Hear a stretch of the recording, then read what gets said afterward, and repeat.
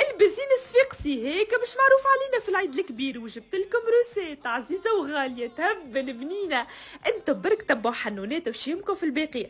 اول حاجة باش ناخذوا طبقة هيك ما لازمش تعدي السميد، وبعد كي نخدموها بالباهي من الجناب ريتوها بالماكينة لازمها، ونخليوها كفتحة صغرونة، وبعد لي نرميو فيه 3 باكوات سميد ارطب، وبعد لي نخدمهم بالخيط واللبرة. ليتاب هذه مهمة برشا، لازمكم تخدموها مرتين ولا 3 باش هيك السميد ما يخرج، وبعد كي نرميو هيك تبقى في الماء ونقعدوا نخرجوا هيك السميد ريتو هو يبيض، وانا نشد هيك الماء نصبوا في حاجه اخرى خاطر هو الروسيت غاديكا معناتها، ونعاودوا نصبوا ماء اخر نعاودوا لي تابيدي برشا مرات، ونقعدوا نخرجوا فيك السميد حتى لين يولي ما فيش روح ريتو كيفاش بياض.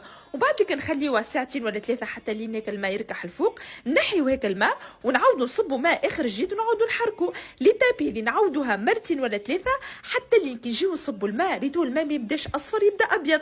اكاهو اسلش من هكا. هذا البنزين الشام تاع نحضر، وبعديك نحطوه هكايا في سشيات ونحطوهم في الكونجيلاتور. ان شاء الله يا ربي تكون عجبتكم الروسيت، وان شاء الله تجربوها، وملتقانا ان شاء الله في روسيت اخرى، وباي باي.